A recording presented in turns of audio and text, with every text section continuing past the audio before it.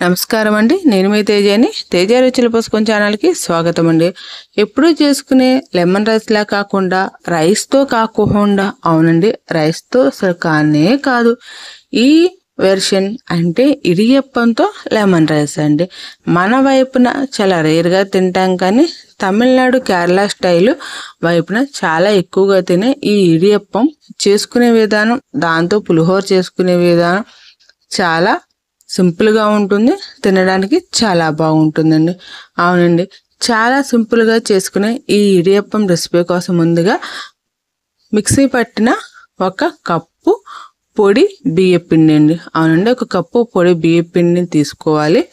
అలాగే పొయ్యి మీద 1 కప్పున్నర వరకు వాటర్ వేసుకోవాలి.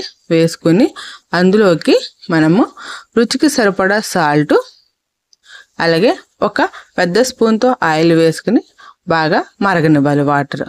మరిగిన ఈ వాటర్ని దింపుకొని మనం ఇప్పుడు ఇందాక పక్కన పెట్టుకున్న కప్పు బియ్యం పిండిలోకి కొద్దిగా వాటర్ వేసుకుంటూ కలుపుకోవాలి. మీకు వరిపిండి అనేది బాగా పొడుగుందంటే ఇంకొంచెం వాటర్ అనేది ఎక్కువ పడుతుందండి. మీరు పిండిని చూసుకుని వాటర్ కలుపుకోవాలండి. చూసారా, మనకి అలా రావాలండి. ఇప్పుడు ఈ పిండి కొద్దిగా చల్లారిన తర్వాత చక్కగా మనము మాకు ముద్దలాగా చేసుకుని పక్కన పెట్టుకోవాలి. ఈ ఇడియప్పం కోసం కారపూస గిద్దకి నేను ముందుగానే ఆయిల్ అప్లై చేసి పెట్టుకున్నానండి. దాంట్లోకి ఈ పిండి ముద్దని కొద్దిగా తీసుకుని 2 భాగాలుగా వేసుకుని ఈ ఇడియప్పాన్ని స్టీమ్ మీద చేయడానికి ఇడ్లీ పాత్ర కూడా కొద్దిగా ఆయిల్ అప్లై చేసుకుని ఇడియప్పాన్ని అందులో వేసుకుంటున్నానండి. మీకు ఈ పిండి అనేది బాగా గట్టిగా ఉంటే ఇడియప్పం అనేది చాలా గట్టిగా వస్తుందండి. మీకు అలాగే ఈ పిండి సాఫ్ట్గా ఉంటే ఇడియప్పం కూడా బ్రేక్ అయిపోతుంది. ఆ కన్సిస్టెన్సీ చూసుకుని చక్కగా నేను వీడియోలో చూపించినట్టుగా కలుపుకుని ఇలాగ ఇడియప్పాలన్నీ నేను 2 రేకుల్లోకి వేసుకున్నానండి. ఇడియప్పాలు అంటే 2 సార్లు అంటే మొత్తం 4 రేకులుగా వేసుకుని లో టు మీడియం ఫ్లేమ్లో 8 నుంచి 10 నిమిషాలు ఉడికితే మన ఇడియప్పం రెడీ అండి.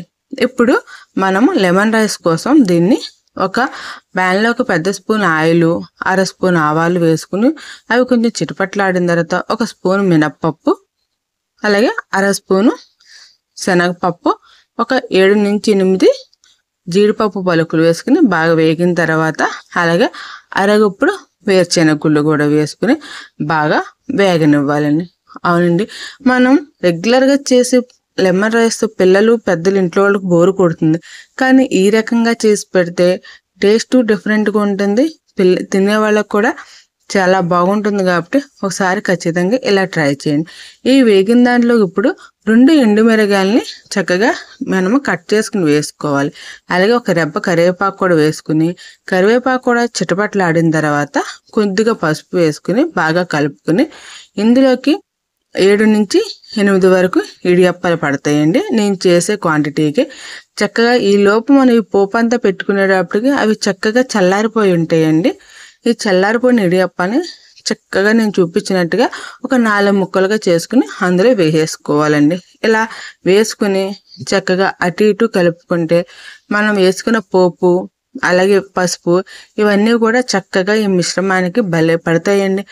ఈ పట్టిన వాటిని చక్కగా ఇందులోకి ఇవన్నీ బాగా కలిసిపోయిన తర్వాత మనము రుచికి సరిపడా నిమ్మరసం పిండుకొని వేరుగా సర్వ్ చేసుకుంటే సూపర్ ఉంటుందండి. వేడిగానే కాదండి, చల్లారిన కూడా బాగానే ఉంటుంది.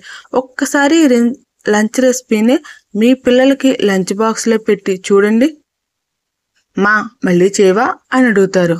అవునండి, ఒకసారి ఖచ్చితంగా ట్రై చేసి ఎలా వచ్చిందో నాకు కామెంట్ రూపంలో తెలియచేయండి. అలాగే అండి, తప్పకుండా కొంచెం నా ఛానల్ సబ్స్క్రైబ్ చేసుకోవచ్చు కండి. మీరే సబ్స్క్రైబ్ చేసుకుంటే నాకు మరిన్ని వీడియోస్ చేయడానికి నాకు కొంచెం మోటివ్గా ఉంటుంది. ఇలా రెడీ అయిపోయిన ఈ ఇడియప్పం పులిహోరలోకి కాస్త కొత్తిమీర చల్లుకొని అలా టోస్ట్ చేసుకుని మనం ప్లేట్లోకి వేడిగా సర్వ్ చేసుకుని ఎంజాయ్ చేయడం అండి. మీకు ఈ వీడియో నచ్చింది అనుకుంటున్నాను అండి. నచ్చినట్లయితే కనుక లైక్ చేయండి, షేర్ చేయండి, సబ్స్క్రైబ్ చేయండి. అలాగే మీరు మీ వాళ్ళకు కూడా తప్పకుండా షేర్ చేస్తే వాళ్ళకు కూడా ఇలాంటి కొత్త రెసిపీస్ మన ఛానల్ ద్వారా తెలుసుకుంటారు. అలాగే మీరు నా వీడియో చూస్తూ ఆదరిస్తున్నందుకు ధన్యవాదాలండి. Thank you so much.